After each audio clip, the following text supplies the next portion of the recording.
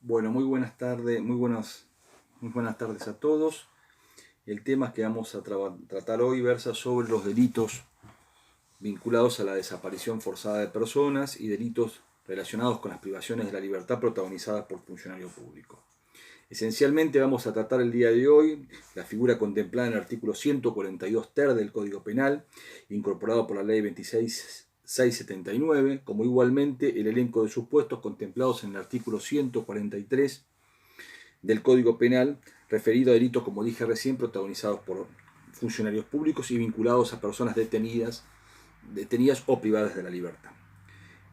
Como hacemos siempre cuando exponemos sobre las categorías jurídicas que vamos analizando sucesivamente, lo primero que tenemos que abordar es la ubicación sistemática de este tipo de figuras. Y comenzaremos por el artículo 142 ter del Código Penal, conocido como delito de desaparición forzada de persona, una figura, por cierto, novedosa y bastante interesante desde el punto de vista dogmático, sobre todo porque todo el mundo habla del fenómeno, desgraciado fenómeno de la desaparición forzada de personas, pero interesa fundamentalmente analizar el reconocimiento jurídico que esta figura tiene. Si uno lo analiza desde el punto de vista de su ubicación sistemática en el Código Penal, estamos hablando del libro segundo, título quinto, delitos contra la libertad, capítulo primero, delito contra la libertad individual, ya eso nos da una pauta de que la figura pretende proteger la libertad ambulatoria del sujeto como un aspecto de lo que concierne la libertad como interés jurídico macro. Sin perjuicio de lo cual me voy a permitir hacer algunas consideraciones respecto a este delito.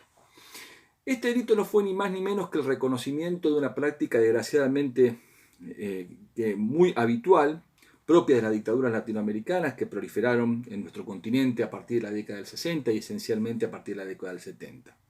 ¿Qué podemos decir respecto a cuándo existe una desaparición forzada de persona? En un sentido vulgar del término, la desaparición forzada de una persona implica la privación de la libertad respecto de un sujeto, seguida por la negativa, protagonizada esencialmente por funcionarios públicos o por organizaciones políticas al amparo, con la autorización o la aquiescencia del Estado, y también por otras organizaciones políticas que no necesariamente, ya vamos a ver la discusión que se plantea respecto de eso, se desarrollan al amparo del Estado. Pero esencialmente acá hablamos de una privación de la libertad sumada a la negativa de dar información respecto del paradero de la persona y con el objeto esencial de que ésta no sea amparada jurídicamente, es decir, que esa privación de la libertad no sea amparada jurídicamente. El sujeto desaparece, el sujeto se desvanece jurídicamente, no existe la posibilidad de que haya un control de legalidad en referencia a esa detención, lo cual genera múltiples daños, no solamente para la persona privada de la libertad, sino esencialmente para quienes están vinculados con ella, que ingresa en una situación de incertidumbre respecto de si la persona vive, si se encuentra detenida o no, dónde se encuentra detenida, como dije recién, si vive o no, cuándo va a retornar, lo que significa la persona desde el punto de vista económico, afectivo. Es decir, es alguien que desaparece de todo control de legalidad, se encuentra, si se me permite la expresión, desvanecido jurídicamente hablando, y como consecuencia de eso el Estado no puede poner en marcha, y los afectados o quienes defienden los intereses de esta persona no pueden poner en marcha los mecanismos tendientes a controlar la legalidad de esa detención de la cual esta persona está siendo objeto. Generalmente la desaparición forzada es una herramienta utilizada como para sembrar el terror y bajo ningún punto de vista puede justificarse su existencia. Si bien algunos ubican a la desaparición forzada, como dije hace un rato, como una práctica habitual de las dictaduras latinoamericanas de la década del 60 en adelante, lo cierto es que la desaparición forzada como modalidad política o como práctica aberrante y violatoria de los derechos humanos ya tiene sus antecedentes durante la década del 30 del siglo pasado, a partir de las purgas o gulag, lo que se llamaba gulag en un sentido, en un acrónico ruso, eh, llevadas a cabo por la dictadura stalinista. Es decir, todos sabemos de las purgas stalinistas que se dieron a partir de las luchas intestinas en la Revolución Rusa, que determinó de que aproximadamente más de 11 millones de personas sean desaparecidas, si se permite la expresión, en los campos de concentración de Siberia, y muchas de ellas muertas. Tal fue la matanza que el propio Hitler admiraba a Stalin en cuanto a la forma de instrumentar un férreo control político respecto de los opositores, de manera tal de que la desaparición forzada como práctica consistente en privar de la libertad y luego negarse a reconocer esa privación o dar información respecto al paradero del sujeto desaparecido, no es algo que sea patrimonio de la dictadura latinoamericana, aunque esta sí la utilizaron con desgraciada eficacia, sino que ya tenían su antecedente en las prácticas adoptadas por el régimen soviético de Stalin, pero también durante la Segunda Guerra Mundial y como consecuencia de la implementación de un decreto, tristemente conocido como el decreto de noche y niebla, que fue sancionado por el régimen nacional socialista, con el objeto de lograr el traslado compulsivo, oculto y clandestino de personas que estaban privadas de la libertad pertenecientes a la resistencia francesa, belga, holandesa y noruega, y se los desaparecía con el objeto de que la muerte de dichas personas, previo traslado a campo de concentración en Alemania, no se transformaría en una herramienta, ¿no?, de lucha política, ¿no es cierto?, por parte de la resistencia en aquellos países contra la ocupación nazi, de manera tal de que la desaparición forzada también se dio en la Alemania nazi, se dio también en los países ocupados de la Europa continental durante la Segunda Guerra Mundial, y al amparo de una herramienta que fue un decreto emitido por el Tercer Reich, que luego motivó el juzgamiento de quienes instrumentaron ese decreto, entre ellos el mariscal Keitel, durante el juicio de Nuremberg. Ni hablar de las desapariciones instrumentadas durante la dictadura latinoamericana, fenómeno tristemente célebre de la dictadura argentina en el periodo del 76 al 83, como igualmente dentro de lo que llama la doctrina de seguridad nacional, en la dictadura de Stroessner en el Paraguay, algunos hechos de la dictadura uruguaya y sobre todo también la dictadura chilena del 73 en adelante bajo la comandancia del tristemente célebre general Pinochet. Como consecuencia de la conciencia jurídica de lo que significan estas abominables prácticas, en el ámbito internacional se comenzó a discutir asiduamente la necesidad de darle un reconocimiento jurídico como práctica contraria a la humanidad en su conjunto, como práctica contraria a los derechos humanos, y así se sucedieron convenciones, la primera de ellas la Convención Interamericana contra la Desaparición Forzada de Personas, que fue incorporada en nuestro país en el año 94, la Convención de Protección de las Personas contra la Desaparición Forzada de las Naciones Unidas, que fue incorporada en nuestro derecho argentino en el 2006, pero la figura esencialmente no tenía una consagración legislativa como tipo autónomo en el Código Penal argentino. Sin embargo, antes de entrar en análisis particular de esta figura, tenemos que decir de que sí existía esta figura, o sí tuvo un primer reconocimiento precedente en nuestro país a partir de la incorporación en el sistema jurídico argentino por la sanción de la Ley 26.200, del llamado Estatuto de Roma, que regula todo lo concerniente a la persecución de delitos de competencia de la Corte Penal Internacional. Precisamente esta Ley 26.200 contempla dentro de su articulado y dentro de los delitos conocidos como delitos de lesa humanidad, el delito de desaparición forzada de personas. Es decir, el Estatuto de Roma, con vigencia operativa en el derecho interno, contempla un elenco de figuras cuya protección y en cuya custodia está comprometido el ordenamiento jurídico universal y no un Estado en concreto.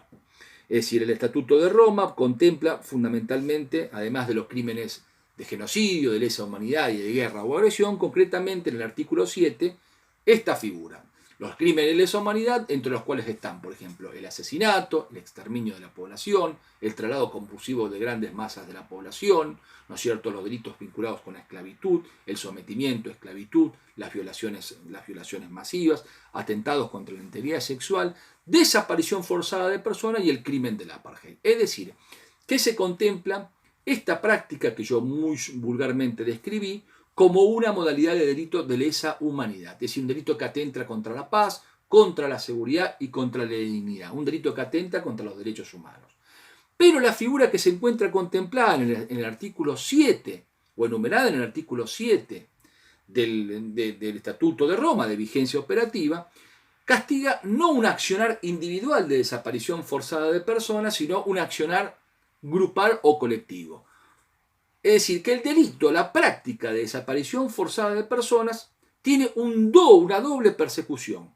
Cuando la práctica es colectiva, vamos a ver con qué características, ¿no es cierto?, encuentra su regulación en el Estatuto de Roma, y cuando la práctica de desaparición forzada es de índole individual, encuentra su persecución o su reconocimiento, a partir del cual puede edificarse una persecución, en el artículo 143 del Código Penal. Vamos a empezar por la figura contemplada en el Estatuto de Roma.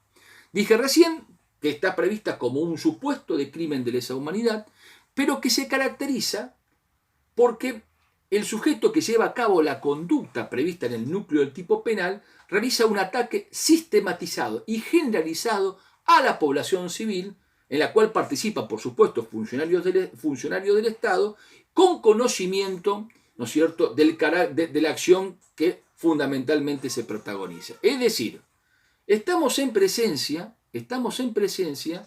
de un supuesto en donde hay un accionar contra un grupo de personas en función de un plan sistemático, un accionar dolosamente ejecutado, con lo cual los delitos de lesa humanidad son delitos imprescriptibles, de ejecución continua y permanente, y que reclaman en su instrumentación un accionar sistemático contra una población, contra un colectivo de personas. Generalmente, bajo el Estatuto de Roma, la figura de la desaparición forzada se refleja a través de la sustracción, la retención o la privación de la libertad de una persona protagonizada por funcionarios de un Estado, ¿no es cierto?, o con la ayuda, la autorización o el permiso de la misma, o por una organización política, seguida por la negativa a reconocer el hecho, a dar información del hecho o a informar sobre el paradero, pero con un objetivo puntual, es decir, que no se instrumente un control de legalidad respecto de esa detención.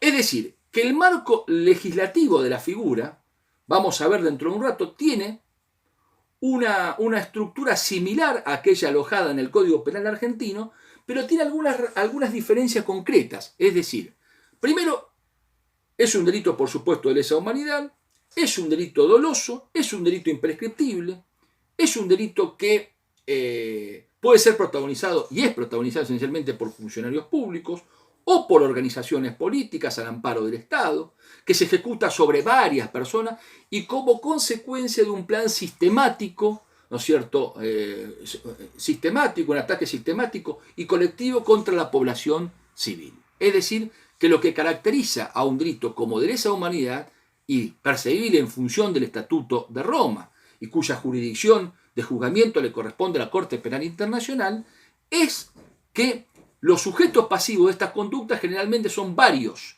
y la conducta es llevada a cabo como consecuencia de un plan que organiza su instrumentación. Diferente es la situación de la figura que hoy nos convoca, que como yo les decía recién, tiene su reconocimiento en el artículo 142 ter del Código Penal. Esta figura dice lo siguiente: se impondrá prisión de 10 a 25 años e inhabilitación absoluta. Debo destacar que la figura del Estatuto de Roma, si yo mal no recuerdo, tiene una pena menor de 3 años y una máxima de 25. E inhabilitación absoluta y perpetua para el ejercicio de cualquier función pública y para tareas de seguridad privada al funcionario público o a la persona o miembro de un grupo de personas que, actuando con la autorización, el apoyo o la aquiescencia del Estado, de cualquier forma privare de la libertad a una o más personas, cuando este accionar fuera seguido de la falta de información o de la negativa a reconocer dicha privación de la libertad o de informar sobre el paradero de la persona. En un segundo párrafo, este tipo legal contempla un incremento de la pena si resultare la muerte o si la víctima fuera una mujer embarazada, una persona menor de 18 años de edad, una persona mayor a 70 años de edad, o una persona con discapacidad. La misma pena se impondrá cuando la víctima sea una persona nacida durante la desaparición forzada de su madre. Por último, dice, la escala penal prevista en el presente artículo podrá reducirse en cuanto al eximente, estamos hablando, ¿no?, en 1/3 del máximo y la mitad del mínimo, respecto a los autores o partícipes que liberen con vida a la víctima o proporcionen información que permita su efectiva aparición con vida. Vamos pensando entonces la cosa. Tenemos una figura de desaparición forzada de personas como crimen de lesa humanidad en el artículo 7 del Estatuto de Roma, que tiene vigencia operativa en el derecho interno por la ley 26.200. Pero esta figura se aplica cuando estamos en presencia de un ataque sistemático y colectivo, un ataque sistemático contra la población civil con conocimiento por parte del autor de la calidad de la conducta que protagoniza. Este es un delito de lesa humanidad. La figura que estamos analizando es una figura que castiga la desaparición forzada, pero como crimen individual. La primera discusión que se plantea, en función del distingo que se hace con respecto a aquella que está consagrada en el Estatuto de Roma, es cuál es el bien jurídico protegido. Y ya algo hemos dicho al respecto, porque no hay ninguna duda que el bien jurídico protegido es la libertad. Pero es solamente la libertad, yo entiendo que no. Estamos hablando de una figura pluriofensiva, es decir, que por la forma comisiva que la gente le impone al accionar, se vulneran varios intereses vitales del individuo. La privación de la desaparición forzada no es simplemente privar de la libertad a una persona. Generalmente va acompañada con otro tipo de ataques a intereses jurídicos relevantes, con ataques contra la vida, contra la integridad e intangibilidad corporal, contra el honor, contra la propiedad. Generalmente quienes protagonizan este tipo de conductas vulneran los específicos deberes para el regular funcionamiento de la administración pública, atentan contra el orden constitucional, ¿no es cierto? Atentan contra la seguridad pública, atentan contra la dignidad de la persona. Es decir, estamos hablando de una conducta con una capacidad de daño tan grande que encasillarla en un delito contra la libertad me parece que es una forma de reduccionismo que no se ajusta a lo que la conducta significa en términos de lesividad. Es decir, la desaparición forzada de personas no solamente tiene como destinatario o como sujeto pasivo, si se me permite la expresión, aquel que se encuentra privado de la libertad. El daño provocado por este tipo de accionar proyecta sus consecuencias en varios aspectos. No solo, reitero, respecto al individuo privado, sino respecto de aquellos que están vinculados con esta persona, que ingresan, como dije hace un rato, en un estado de incertidumbre respecto a si esta persona está con vida, y si está con vida, dónde se encuentra alojada, cuándo va a recuperar su libertad, cuál es el motivo por el cual se la priva de la libertad, lo que esa persona significa como sustento en términos económicos, ¿no es cierto?, en términos sentimentales, en términos de relación de parentesco y hasta de amistad o de desenvolvimiento social respecto de un tercero. Por eso el daño de no saber qué pasó con esa persona es tan grande. Por eso algunos autores dicen, bueno, en realidad lo que el delito de desaparición forzada vulnera no es un interés concreto, son todos los intereses, es un delito contra los derechos humanos.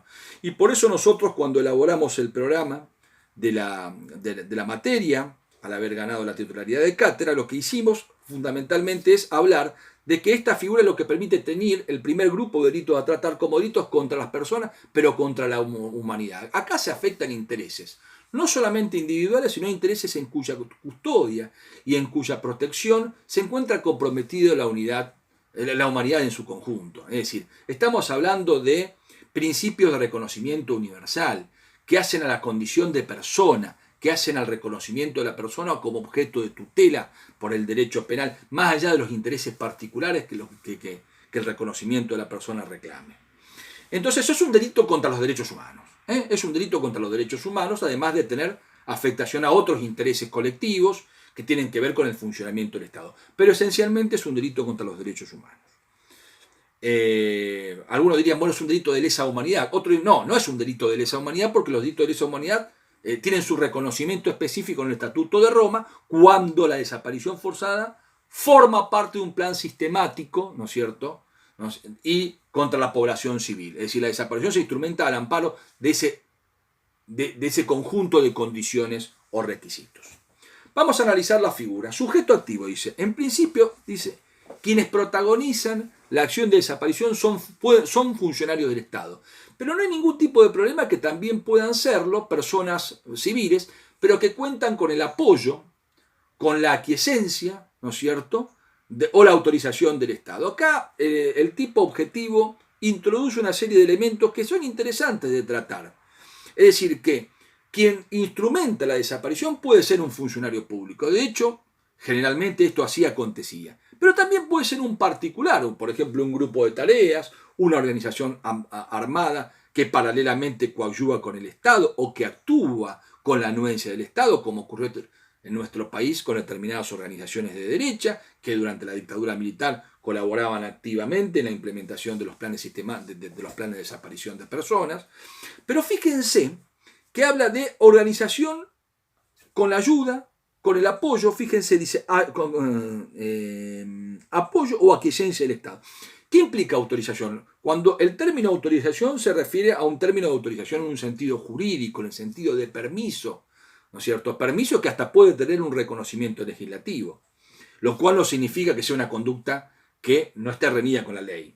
Porque si estamos hablando generalmente que la instrumentación de este tipo de práctica se lleva a cabo durante gobiernos de facto, ya se sabe por la aplicación de la doctrina, de la doctrina surgida a partir de la Reforma 94, que la legislación de facto no es una legislación jurídicamente aceptada, ¿no es cierto?, por el derecho argentino o vista con favor por el derecho constitucional argentino. Hablamos de autorización, hablamos de apoyo. ¿A qué se refiere? A apoyo, todo tipo de acompañamiento logístico, económico, de instrumentos o herramientas en recursos humanos, armas, locaciones, alojamiento de personas, etc. O aquiescencia del Estado. ¿Cuándo hay aquiescencia del Estado? Cuando el Estado está en conocimiento de la actividad que consiste en la desaparición forzada de personas, no la cesa, no la interrumpe y la deja desarrollarse.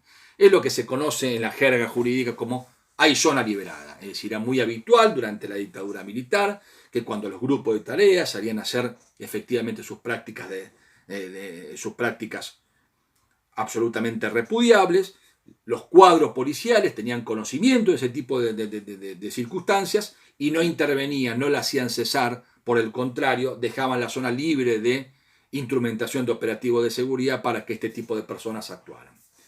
Sujeto activo entonces puede ser un funcionario público, pero también puede no ser un funcionario público, pero que actúa con la anuencia, con la autorización o con el apoyo del Estado. La pregunta es, ¿podrían cometer el delito de desaparición forzada una organización política no gubernamental? Es decir, una organización política que no cuenta con el apoyo, con la autorización o con el permiso del Estado. Según uno lo analiza, y yo he tenido acceso al debate parlamentario de esta figura, no estaría contemplada como una modalidad comisiva en el derecho argentino. Sí en el derecho internacional, dentro de la figura de la desaparición forzada de personas prevista como crimen de lesa humanidad, donde se habla de organización política, que puede ser que cuente con el apoyo, la autorización o la aquiescencia del Estado, o no lo cuente. En el derecho argentino y con respecto a la figura contemplada individualmente, eso no sería posible, en cuyo caso los crímenes perpetrados, como ocurrió en nuestro país con las tristemente célebres organizaciones subversivas, Montoneros o Aler también, no estarían, si estos hacen acto de privación de la libertad, en la modalidad que ahora vamos a ver, no estarían contemplados como posible sujeto activo, independientemente de que la conducta podría dar lugar a otra persecución penal bajo el amparo de la figura del compenimiento o del secuestro torsivo o no, según el caso, y habría que ver la modalidad instrumentada. Sujeto pasivo de este delito, ¿quién es? La persona privada de la libertad, la persona que es desaparecida, la persona que es, si se me permite la expresión vulgar, chupada, desvanecida, como establecía el viejo decreto nazi de Noche y Niebla. Es decir, aquella persona que es sustraída, que es retenida, ¿no es cierto?, que es obligada a alojarse en un centro clandestino. Ese es el primer sujeto pasivo. Pero dijimos que el delito de desaparición forzada de personas tiene un carácter pluridañoso, con lo cual también podríamos hablar de que son víctimas de este delito, aunque no en un sentido inmediato, quienes mantienen un vínculo o quien padecen daños de todo tipo como consecuencia de la privación de esa persona.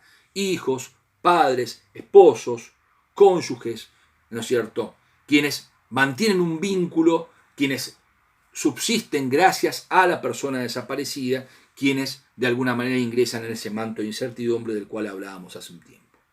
¿La acción en qué consiste?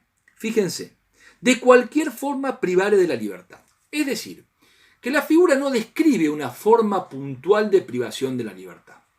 La privación de la libertad puede instrumentarse de cualquier manera, sustrayendo a una persona del lugar en que se encuentra, obligándola a a permanecer en un lugar y luego siendo trasladada, secuestrándola previamente, ocultándola. Es decir, la privación de la libertad puede tener múltiples aristas. Es importante también tener en cuenta que el sujeto al que se le priva de la libertad puede ser una persona que haya sido detenida legítimamente, es decir, que la aprehensión de la misma fue ejecutada inicialmente al amparo de un resguardo legal, pero que luego mutó hacia un secuestro o hacia una transformación e ingresó en el marco de la ilicitud. Es decir, que el privado de la libertad puede ser un sujeto que inicialmente ingresó bajo el amparo del derecho en una situación excepcional de restricción de la libertad ambulatoria, en situación de arresto, de aprehensión, de detención, hasta en prisión preventiva, si ustedes quieren,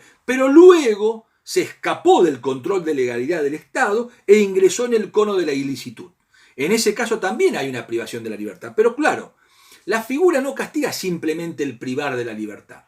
La figura requiere una serie de actos que se coadyuvan, se fusionan con esta privación, conformando un comportamiento único. Dice, se la privare de la libertad, fíjense cómo dice, a una o más personas, con lo cual pueden ser varios los sujetos pasivos, cuando este accionar fuera seguido de la falta de información o de la negativa a reconocer dicha privación de la libertad o de informar sobre el paradero de la persona. Es decir, para que la acción típica se materialice es necesario, primero, privar de la libertad al sujeto, seguido de negarse a reconocer la privación, negarse a dar información de ese hecho o negarse a informar sobre el paradero de la misma.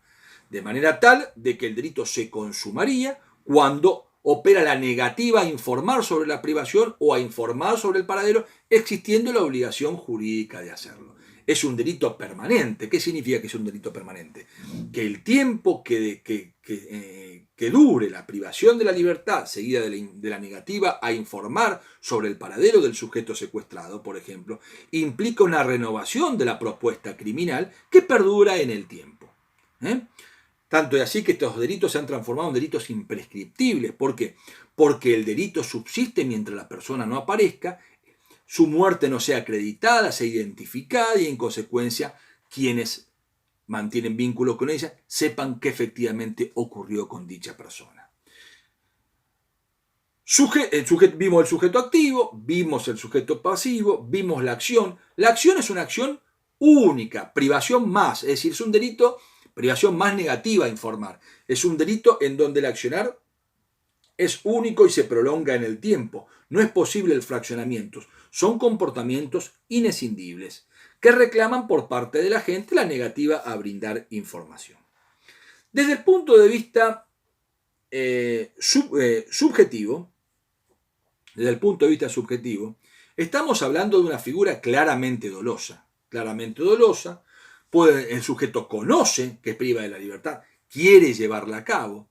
En el Estatuto de Roma, respecto de la figura que atenta contra la humanidad en su conjunto, se admite la posibilidad del error de hecho o error derecho como eximente, pero no se admite la obediencia debida en este tipo de conductas. Con lo cual nosotros entendemos que esta figura admitiría tanto el dolo directo como admitiría el dolo eventual. Debo destacar también de que la figura no introduce un elemento subjetivo del injusto, como sí lo tiene la figura contemplada en el Estatuto de Roma. Es decir, acá el sujeto no priva y se niega a informar con un objetivo. Sin embargo, el objetivo está claro, sustraer a esa persona de todo control de legalidad en lo referido a su detención y que la desaparición oficie como una herramienta para sembrar el temor político, ¿no es cierto?, hacia terceros. Es decir, tiene un doble efecto lesivo. Internamente, respecto del sujeto principal víctima, y hacia los terceros, ¿no es cierto?, como una herramienta de siembra del terror en la población. La figura también en el segundo párrafo contempla un incremento. La pena será de prisión perpetua si resultare la muerte o si la víctima fuera una mujer embarazada, menor de 70, o una persona mayor de 70 o menor de 18 años, ¿no es cierto? También se le aplica la misma pena cuando la víctima sea una persona nacida durante la desaparición forzada de la madre. Vamos por partes. La muerte, si resultare la muerte. Acá se ve claramente que el resultado muerte es un resultado de índole preterintencional. Es decir, aquí la muerte debe haber acaecido mientras la persona se encontrase desaparecida, es decir, privada de la libertad sin conocerse su paradero. Esa muerte puede sobrevenir fundamentalmente en forma preterintencional o en forma dolosa, con dolo directo o con dolo eventual. Acá la norma no distingue si la muerte fue producto de una imprudencia, como por ejemplo el alojamiento de una persona desaparecida en condiciones higiénicas negativas, que termina provocando la muerte del sujeto secuestrado, pero sin la intención de generarla. Es decir, acá no dice, no establece distingo alguno, como sí existe con la figura del secuestro extorsivo o del compelimiento, cuando se habla de la muerte no intencional o no querida. Acá directamente se dice, si resultare la muerte. Con lo cual, teniendo en cuenta el marco coyuntural de realización de acaecimiento de ese resultado, el hecho de que la muerte sobrevenga en forma intencional, dolosa o culposa, por la norma es parificado. Se le aplica el agravante. Por supuesto, ¿no es cierto?, que la figura castiga con extrema dureza este tipo de comportamientos. La segunda cuestión tiene que ver con un incremento del monto de la pena, teniendo en cuenta la característica del sujeto pasivo.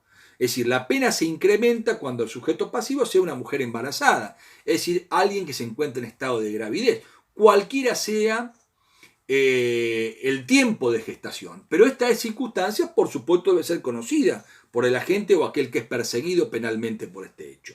Lo mismo cuando hablamos de una persona mayor de 70, que por la simple circunstancia de su edad se encuentra en una situación de minusvalía en cuanto a la posibilidad de defensa y en cuanto a la vulnerabilidad respecto al sujeto activo. Lo mismo con respecto a un menor de 18 años. Ahora, si tiene 18 años, ¿no es cierto?, no se aplica el agravante, sí, iríamos a la figura del primer párrafo. Y si tiene más de 70, ya se aplica el agravante con el solo hecho de que haya cumplido los 70 años, como recientemente mencioné. En la última parte del segundo párrafo se introduce una expresión que también tuvo en cuenta un fenómeno muy habitual, desgraciadamente, entre las prácticas repudiables de la dictadura argentina del denominado proceso de reorganización nacional, que es el nacimiento de personas en cautiverio. De manera tal de que la persona nacida en cautiverio, como consecuencia de dar a luz una persona privada de la libertad, esa circunstancia también significa un incremento del monto de la pena. Fíjese cómo dice la figura. O cuando la víctima sea una persona nacida durante la desaparición forzada de su madre. ¿Es cierto? Es decir, acá hablamos de dos personas desaparecidas. La madre, ¿no es cierto?, y la persona que nace en situación de cautiverio. Eso incrementaría, desde mi punto de vista, la situación de incremento de pena. En el tercer párrafo se establece una reducción del monto. ¿Cuándo? Dice, podrá reducirse en 1/3 del máximo y la mitad del mínimo respecto a los autores o partícipes que liberen con vida a la víctima o proporcionen información que permita su efectiva aparición. En estos casos hay una reducción del monto de la pena, pero es necesario de que efectivamente la persona aparezca con vida. Si la persona no aparece con vida, en opinión de Bon Padre, la reducción del monto de la pena fundamentalmente no sobreviene. ¿Y quiénes pueden solicitar la aplicación de esta reducción, de este tipo, de este atenuante? Los autores o partícipes, es decir, quienes intervienen materialmente en el despliegue de la acción típica, como autores o como coautores, y quienes instigan este proceder o prestan todo tipo de colaboración activa, esencial o inesencial. Partícipe primario, partícipes secundarios. Ese es el significado que hay que asignarle al término autores o al término partícipes. Como dije hace un rato, estamos hablando de una figura dolosa, que debe ser diferenciada de idéntica figura contemplada en el Estatuto de Roma y enumerada en el artículo 7 de esa referida disposición internacional. Varias cuestiones a analizar respecto a esta figura. El fenómeno de la desaparición forzada de personas, como dije, no es un fenómeno de solamente las dictaduras latinoamericanas. Hemos visto que existe antecedente en la Rusia soviética y en la Alemania nazi durante la ocupación de Europa continental. Pero desgraciadamente en democracia también se verificaron casos de desaparición forzada. Uno de ellos, muy interesante, que dio lugar a un planteo, a una denuncia internacional, el caso Torres contra Argentina. Torres era un chico que había desaparecido en una comisaría de Chubut, ¿no es cierto? Eso motivó que el Estado argentino sea demandado por la Comisión Interamericana de Derechos Humanos por no tener internamente una legislación que castigue o que persiga eficazmente el delito de desaparición forzada de personas cuando el destinatario era un sujeto individualmente considerado.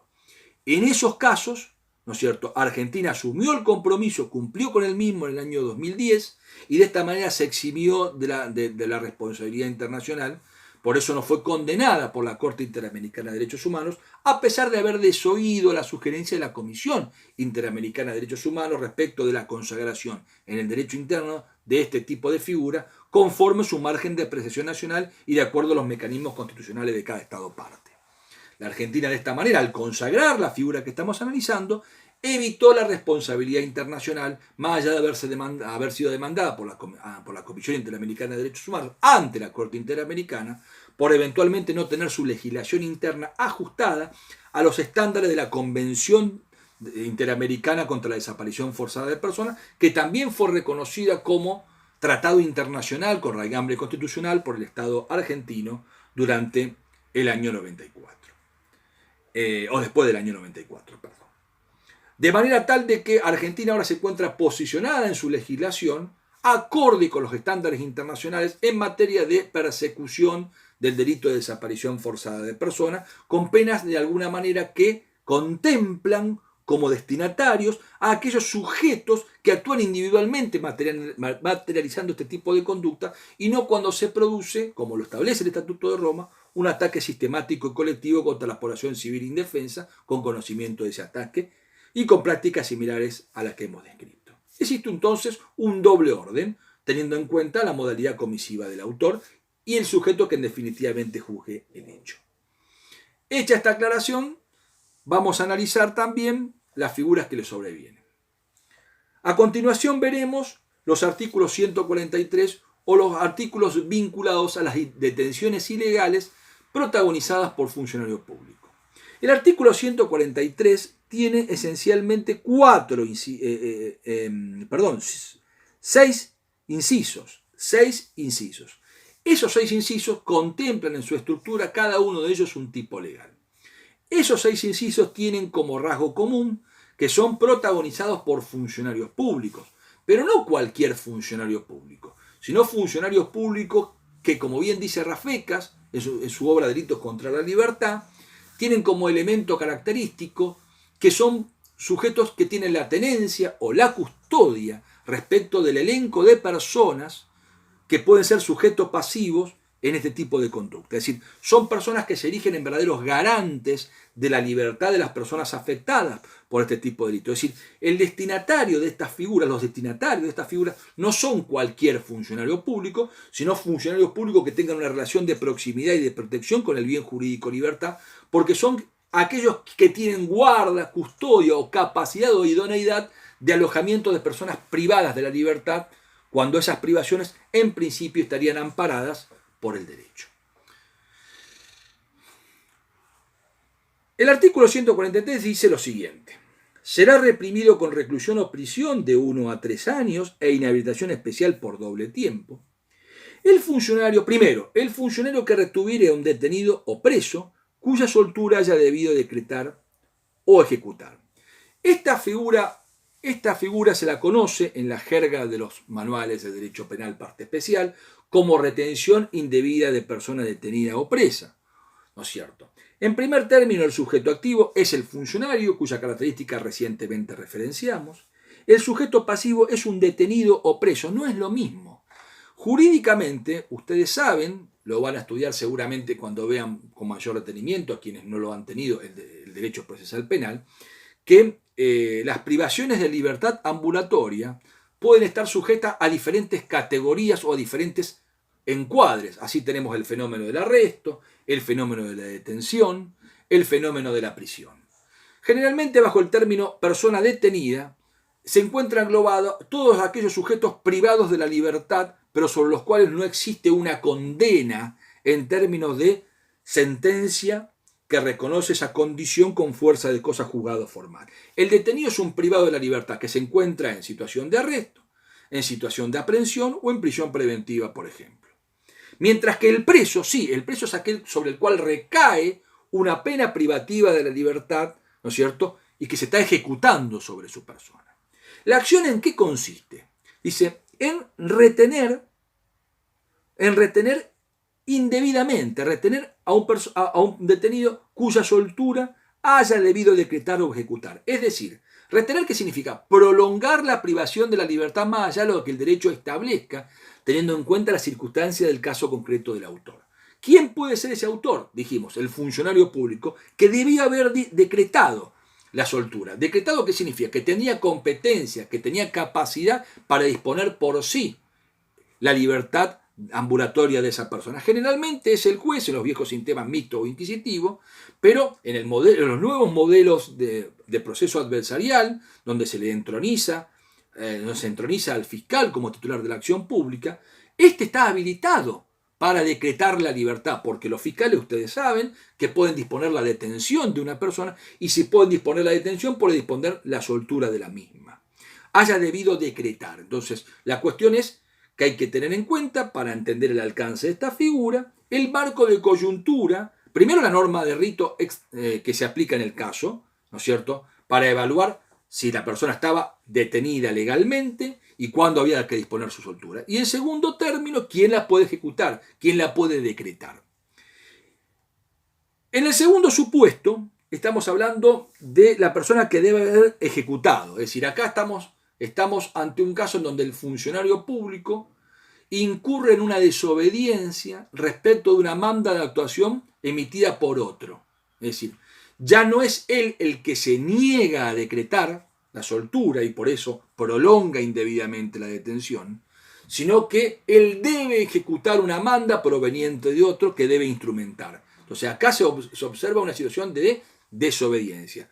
Muchas veces la soltura es el producto de combinación de decisiones de alguien que la ordena y otro que complementa esa materialización de la soltura. Pero por eso digo, no siempre decretar y negarse a ejecutar o no ejecutar se dan en forma tan clara, en forma tan pristina, sino que por el contrario, hay veces hay combinaciones de ellas. ¿Cómo yo prolongo, no es cierto?, cuando no dispongo la soltura?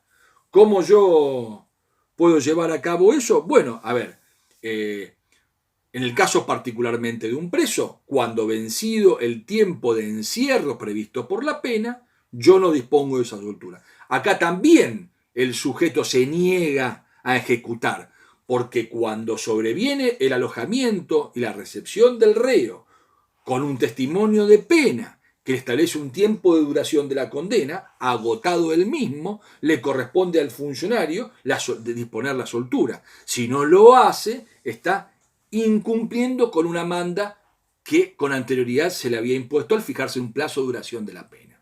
Entonces este es un delito también de comisión por omisión, donde hay una situación generadora del deber de obrar, donde no hay una realización de la conducta debida, no se decreta ni se ejecuta, donde el sujeto tiene capacidad individual de cumplimiento y donde la no ejecución de la conducta debida determina el ingreso de una detención que nació legal en ilegal por el simple circunstancia de haber sobrevivido con el plazo de su vigencia o fuera de las condiciones de su aplicabilidad, más allá del tiempo previsto por las normas aplicables al caso. Y el sujeto es un garante. ¿Por qué es un garante? Porque tiene un deber de control, de protección de la libertad del otro, e incumpliendo ese deber facilita la comisión del hecho criminal. El delito se consuma, ¿no es cierto?, a medida que se prolonga indebidamente la condición de detención y puede ser ejecutado en forma permanente. Desde el punto de vista subjetivo, es un delito doloso que admite tanto el dolo directo como el dolo eventual. En el segundo inciso se lee lo siguiente: será reprimido con reclusión o prisión de 1 a 3 años e inhabilitación especial por el doble tiempo el funcionario que prolongara indebidamente la detención de una persona sin ponerla a disposición del juez competente. Acá estamos hablando de una situación similar, pero no exactamente igual a la anterior. Estamos hablando de que el sujeto activo es un funcionario que cuenta con facultades para detener a una persona, pero que el ejercicio de esa facultad de detención está sujeto a determinadas condiciones formales en cuanto a la duración de la misma. Por ejemplo, en los códigos de rito, en las leyes orgánicas de policía, hoy muchas de ellas derogadas en gran parte, se faculta al personal policial, por ejemplo, a proceder a la aprehensión de personas encontradas en la escena del hecho para individualizar quiénes revisten la condición de testigos y quiénes revisten la condición de autores, estableciendo la obligación de ponerlo a disposición del juez por 24 horas, a las 24 horas. Lo mismo acontece, por ejemplo, con respecto a los fiscales que tienen la posibilidad de ordenar la detención de una persona, pero tienen plazos específicos, ¿no es cierto?, para la convocatoria la misma, si no disponen la soltura, a audiencia imputativa, 24 y otras 24 horas más en situaciones excepcionales.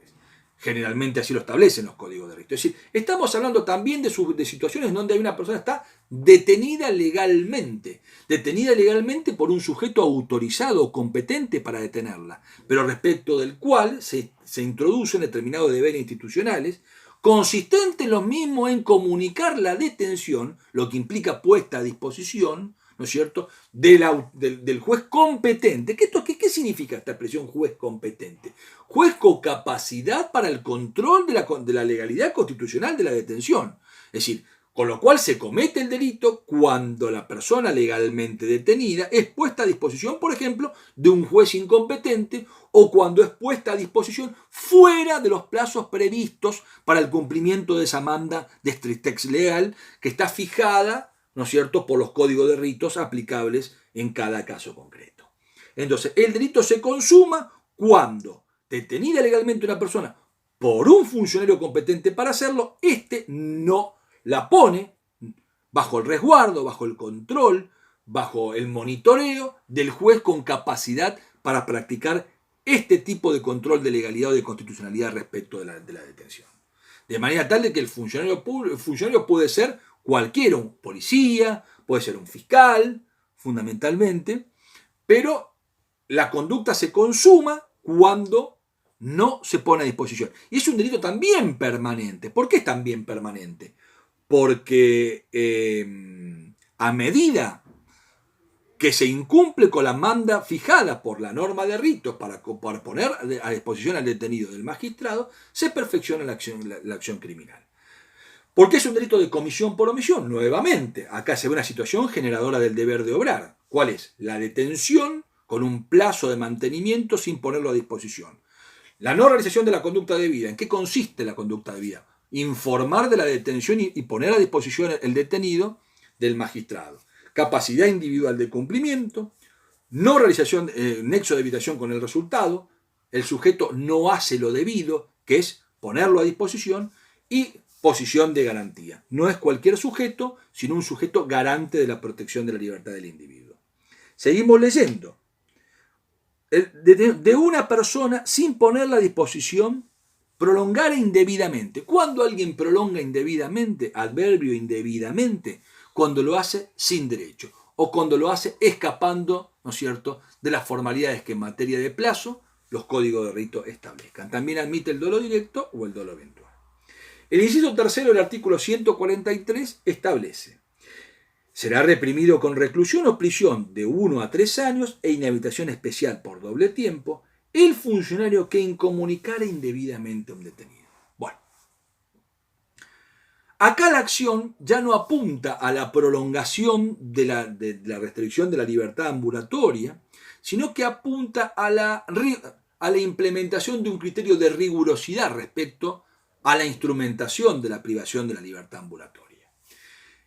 Existe una máxima: todo aquel sujeto que se encuentra privado de la libertad tiene el derecho de comunicarse con sus familiares y con terceros mientras acontece esa privación, por supuesto sujetos a las instancias reglamentarias y a los regímenes carcelarios que regulan su detención. El instituto de la incomunicación está previsto en gran parte las disposiciones de rito y generalmente se instrumenta con el objeto de asegurar los fines y la eficacia del proceso. Es decir, a un sujeto se lo incomunica generalmente de forma inmediata a su detención para evitarle que tome contacto con el mundo exterior y, por ejemplo, coadyuve o contribuya, ¿no es cierto?, con la destrucción de prueba incriminante o evite de alguna manera que sus cómplices o partícipes en el hecho sean descubiertos o sean detenidos por la autoridad prevencional. Entonces, por razones de buen orden procesal y para asegurar la eficacia del proceso, generalmente se decreta la incomunicación. Es decir, que la posibilidad de incomunicar a una persona está admitida en todas las disposiciones de rito, en todos los códigos de procedimiento penal, lo que la ley acá castiga es la incomunicación indebida. Quiero decir también de que no existe incomunicación respecto al defensor técnico, quien debe tener el derecho de contactar a su asistido para prepararlo para la defensa, para informarlo de la incriminación en su contra, para preparar su descargo en forma previa, por ejemplo, a la audiencia imputativa. No hay incomunicación con la defensa técnica, sí puede haber incomunicación con terceros. Y la incomunicación generalmente, ¿quién la decreta? El fiscal. ¿Cuándo? Cuando ordena la detención o cuando es puesto el sujeto encontrado en flagrancia a disposición de este funcionario y se dispone a imputarle el hecho y mantenerlo incomunicado hasta que se materialice ese acto de defensa material. Pero la incomunicación no existe respecto del defensor técnico, sea este de carácter particular u oficial. Entonces, la figura que castiga acá, la incomunicación indebida, ¿practicada por quién? Por un funcionario público que tenga autorización, que tenga capacidad, que tenga competencia para ordenar la incomunicación, como por ejemplo un fiscal, como por ejemplo un policía.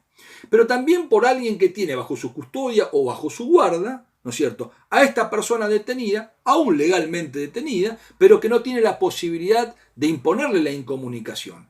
Es decir, que el sujeto activo de este delito es un funcionario público, que tiene la guarda, la tenencia y la custodia de la persona, pero que puede o no tener competencia para ordenar la incomunicación. ¿Cuándo se daría este delito? Cuando teniendo competencia, la misma se impone fuera de los supuestos previstos por la ley, o más allá de los plazos contemplados por la norma, o cuando no teniendo capacidad para ordenar la incomunicación, pero sí para la tenencia y guarda, esta igualmente se dispone, ¿no es cierto?, fuera de los presupuestos legales. Por eso se habla de que incomunicar indebidamente. La expresión indebidamente tiene que ver con ese marco de circunstancia. A una persona detenida. ¿Quién es una persona detenida? Una persona que se encuentra privada de la libertad en forma jurídica o en forma no jurídica. Si encima es una privación de la libertad no jurídica, se aplican las previsiones en forma de concurso contemplada en el artículo 144 bis, inciso primero, que habla de la privación ilegítima de la libertad o abusiva protagonizada por funcionarios públicos. Sujeto activo de este delito, sujeto pasivo de la persona incomunicada, y desde el punto de vista de la tipicidad subjetiva, admite el dolo directo o el dolo eventual. Cuando se consuma, cuando opera la incomunicación fuera de los plazos previstos por la ley, ¿no es cierto?, mientras esta incomunicación persiste. Se ha discutido si constituye una incomunicación indebida, por ejemplo, el hecho de prolongar una incomunicación más allá del plazo legal. Para algunos autores dirían que no, cuando esta nació inicialmente ajustada de derecho y luego por el paso del tiempo no aconteció eso. Para mí sí. Para mí el hecho de que una incomunicación que nació jurídicamente válida y luego transmutó por un plazo mayor a una incomunicación indebida entraría dentro de las previsiones de esta figura, sin ningún tipo de duda. El inciso tercero, el inciso cuarto, dice, el jefe de prisión u otro establecimiento penal, o el que lo reemplace, que recibiera algún reo sin testimonio de la sentencia firme en que se hubiera impuesto la pena, o lo colocar en lugares del establecimiento que no sean los señalados al efecto. Bueno, acá también tenemos un sujeto activo particularizado. ¿Cuál es? El jefe de prisión u otro establecimiento penal. ¿Quién es el jefe de prisión? Es la más alta autoridad de un establecimiento penitenciario, sea este de índole federal o sea de índole provincial. Dice, el jefe de prisión son aquellos establecimientos destinados al alojamiento de personas en cumplimiento de pena privativa de la libertad. Es decir, los presidios, los viejos presidios, hoy ya no se usa esa terminología al amparo de la ley 24660, pero estamos hablando de lugares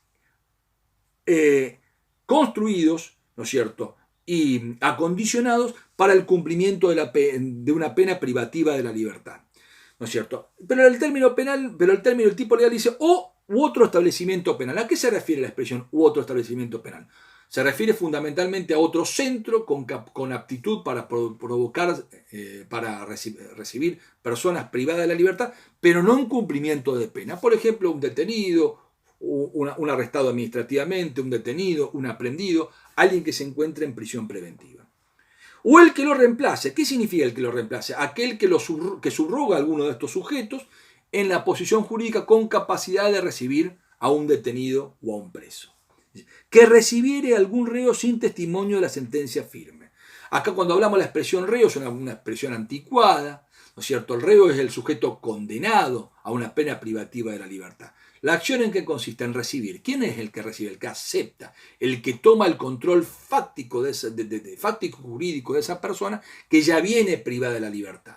La toma de control, la acción de recibir, es una acción que debe estar sujeta a determinadas formalidades. Entre ellas, por ejemplo, que haya un oficio conjuntamente con un testimonio o una copia de la sentencia generalmente certificada. ¿Para qué? Para que el funcionario que recibe evalúe la legalidad de la privación de la libertad o del estado de privación de la libertad en la cual se encuentra el sujeto cuyo control fáctico y jurídico toma. La acción consiste en recibir. Bien dice Bonpadre, no significa alojar, recibir. Basta para que se configure el hecho que reciba. ¿Reciba qué? Sin las formalidades que la norma establece. ¿Qué pasa, por ejemplo, si la sentencia existe y simplemente ha sido omitida? Bueno, a ver, sería una infracción formal. Lo que la norma, el telos de la norma pretende es de que no se materialicen recepciones de personas privadas de la libertad, ¿no es cierto?, sin el cumplimiento de las formalidades de ley. Es decir, acá se establece un doble control. Por un lado, que la privación no se ajusta a derecho. Y por otro lado, si ésta implica en los hechos un cambio de alojamiento del sujeto privado de la libertad, quien recibe a dicha persona también realiza otro control en el momento de recibir a aquella. Y eso es lo que apunta la figura. Podríamos decir de que si no hay recepción, si hay ¿cuándo se consumaría? Cuando el sujeto recibe a esta persona sin las formalidades establecidas por la ley. Es una figura que admite el dolo directo, el conocimiento del autor de que está recibiendo a una persona privada de la libertad, a un reo, ¿no es cierto?, y que esa detención no se ajusta a derecho. Esa recepción, perdón, no se ajusta a derecho. O lo colocare, dice la segunda parte, en lugares del establecimiento que no sean los señalados al efecto. Es decir, generalmente toda persona privada de la libertad requiere un tratamiento jurídico concreto en función de su condición. Además está decirlo que no es lo mismo el tratamiento que merece una persona condenada mediante una sentencia que adquirió fuerza de cosa juzgada formal y material, que aquella, por ejemplo, que es destinataria, que es recipiendaria de una medida cautelar como puede ser una prisión preventiva. En el primer caso, el estado de inocencia ya no existe, en el segundo caso se manifiesta con nitidez. Por otra parte, los objetivos no son los mismos. Los objetivos de la pena son diferentes, están alojados en el artículo primero de la ley 24.660, mientras que los objetivos de la prisión preventiva fundamentalmente son asegurar los fines del proceso cuando existe peligro de fuga o peligrosidad procesal. De manera tal de que en los hechos, esto es un poco utópico decirlo de esta manera, el alojamiento de uno u otro no es equivalente. Entonces, ¿la figura qué castiga? Castiga a aquel que coloca. ¿Quién coloca? Aquel que pone al sujeto que viene en un marco de situación, en una situación que no se corresponde con esa situación en la cual él está inmerso.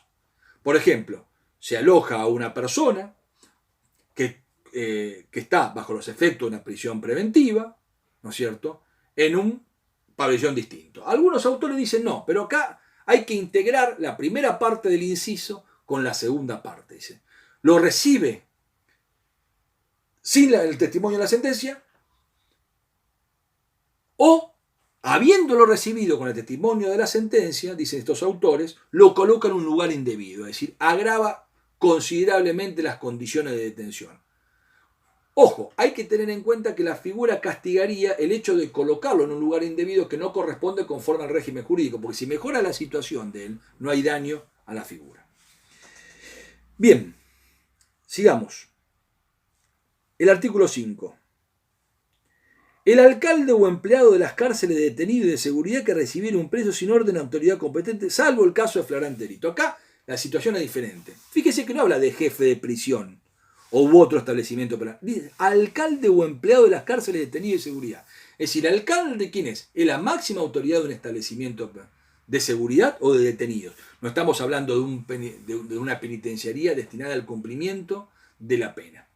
Estamos hablando de un detenido que recibe un preso. Acá no es un reo, es un preso. ¿El preso quién es? Aquel que está privado de la libertad.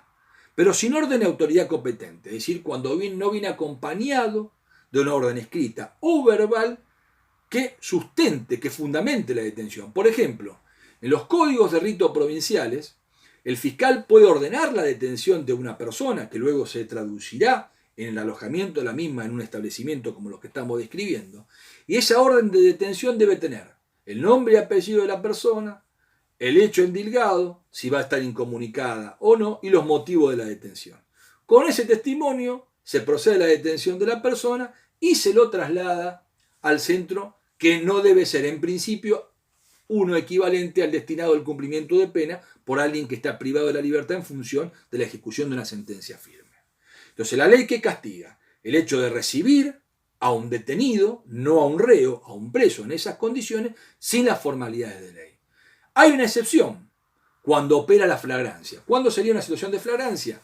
Cuando el sujeto es detenido e inmediatamente alojado en alguno de estos centros, en el momento de la comisión del hecho, ¿no es cierto? O portando elementos que tienen que ver con la realización del mismo, o cuando inmediatamente fue perseguido por la autoridad policial. La flagrancia, existe flagrancia cuando la detención opera en el momento del hecho o inmediatamente después, teniendo el sujeto consigo elementos incriminantes o vinculados con el hecho en sí. En esos casos, ¿no es cierto?, la recepción del detenido en flagrancia no es delito esencialmente. ¿Por qué?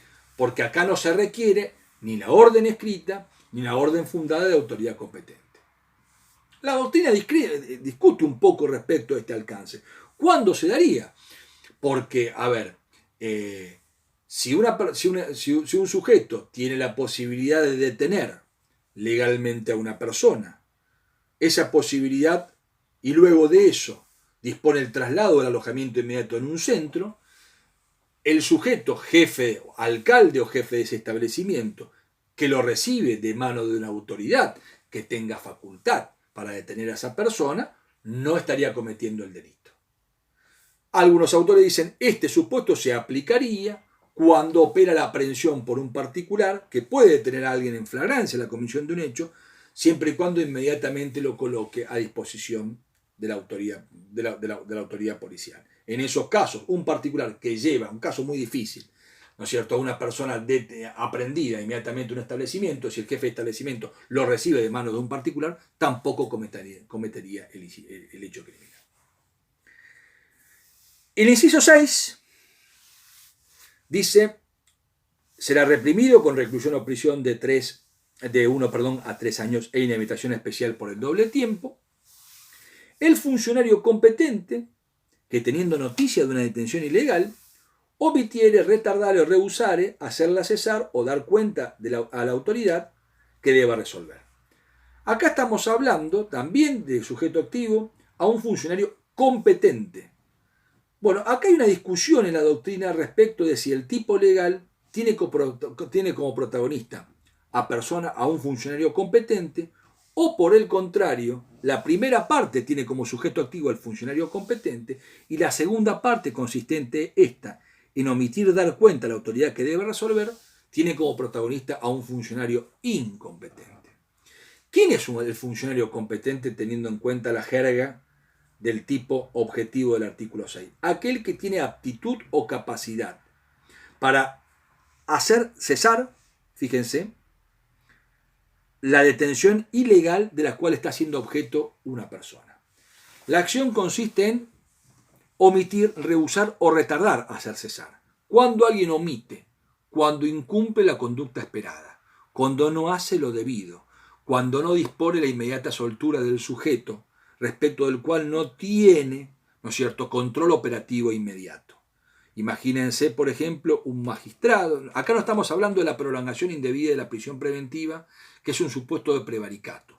Acá estamos hablando de una persona quien tiene bajo su control y bajo su dominio, bajo su tenencia o bajo su guarda, un sujeto privado de la libertad, ¿no es cierto?, y tiene capacidad en forma ilegal, estamos hablando de alguien que está detenido ilegalmente, alguien que conoce, ¿no es cierto?, que bajo su custodio, bajo su guarda jurídica o respecto de personas que dependen jerárquicamente de él, hay alguien privado de la libertad y no ordena la soltura respecto a la misma. Dice, omitiere, incumple el mandato. ¿En qué consiste el mandato? El mandato de cesación de esa privación ilegal. Retardare, ¿qué significa la expresión retardar? Demorar en el tiempo. El que retarda de alguna manera omite, porque el retardo implica el diferimiento en el tiempo del cumplimiento de una manda legal. O rehusare cuando ante un pedido concreto protagonizado por un tercero el sujeto se niega.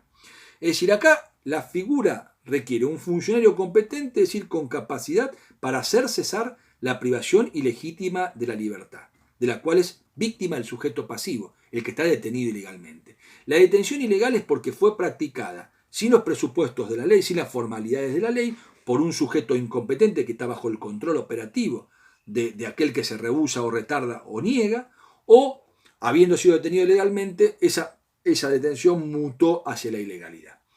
¿Cómo se consuma el hecho? Cuando el superior, en este caso el funcionario competente, no omite, retarda o no hace cesar la detención. En ese caso se verifica la acción típica. La segunda parte dice o no diera cuenta a la autoridad que deba resolver. Para Fontán Balestra, y gran parte de la doctrina, el sujeto activo de este delito no es un funcionario competente, sino cualquier funcionario público, que teniendo noticia de una intención ilegal, no le comunica esa circunstancia a quien tiene capacidad para hacerla cesar, con lo cual la conducta se perfeccionaría con la simple omisión a partir del conocimiento del cumplimiento de la manda legal que lo obliga esencialmente a coadyuvar en la cesación de esa detención ilegal.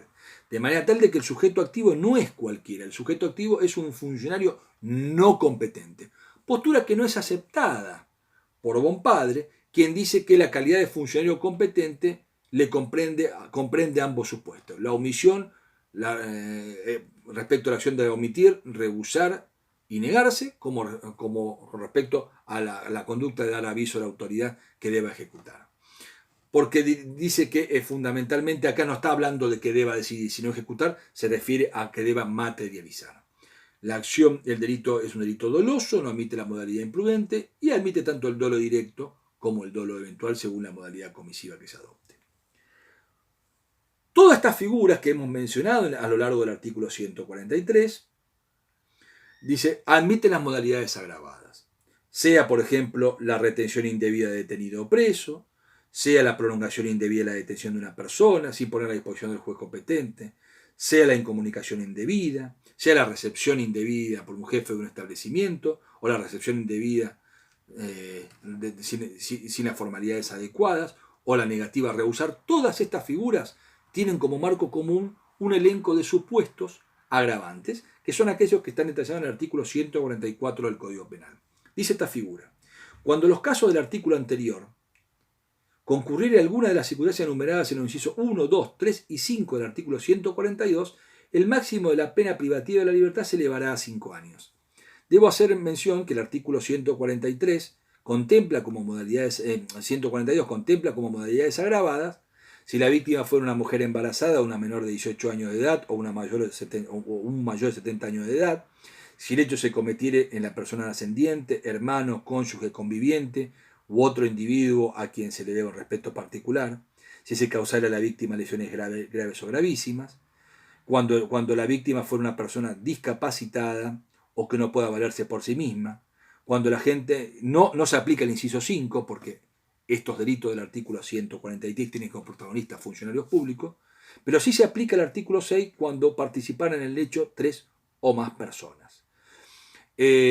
Acá se incrementa, en función de lo previsto por el artículo 144, el máximo de la pena del artículo 143 en 3 años. Así que quedaría como un máximo una pena de 5 años, pero no se incrementa el mínimo, y también se incrementa el máximo de la pena de inhabilitación especial, que es pena conjunta prevista por esta norma de rito.